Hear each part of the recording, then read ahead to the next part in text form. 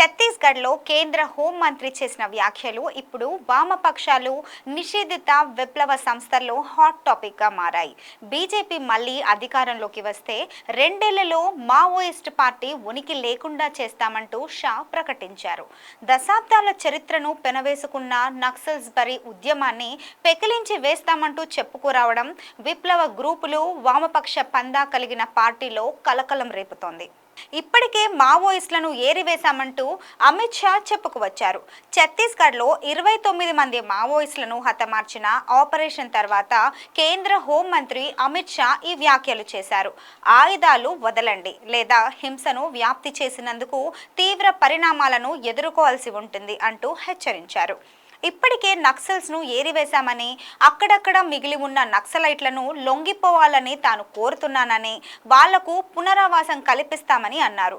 లేదంటే సాయుధ బలగాల చేతిలో చావు ఉంటుందని, వచ్చే 2 ఏళ్లలో పూర్తిగా నిర్మూలిస్తామంటూ హెచ్చరించారు.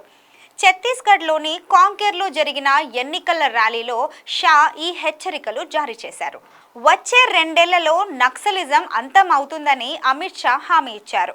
విప్లవానికి కేంద్రంగా మారిన ఛత్తీస్గఢ్ను అభివృద్ధి చేయడానికి బీజేపీ చాలా కృషి చేస్తుందని చెప్పుకొచ్చారు.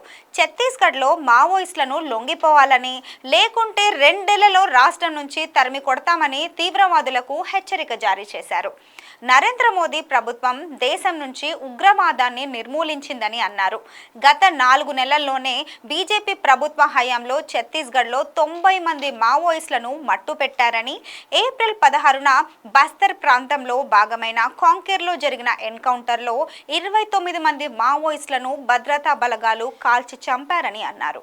నరేంద్ర మోదీ పాలనలో దేశం నుంచి ఉగ్రవాదాన్ని నిర్మూలించారని, మావోయిజం నిర్మూలన అంచున ఉందని భూపేష్ బఘేల్ ప్రభుత్వం మావోయిస్టులపై చర్యలు తీసుకోలేదు అని షా అన్నారు.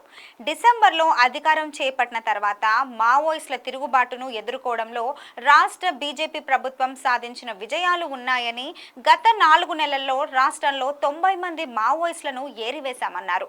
123 మంది మావోయిస్టులను అరెస్టు చేయగా మరో 250 మంది లొంగిపోయారని అమిత్ షా వివరించారు.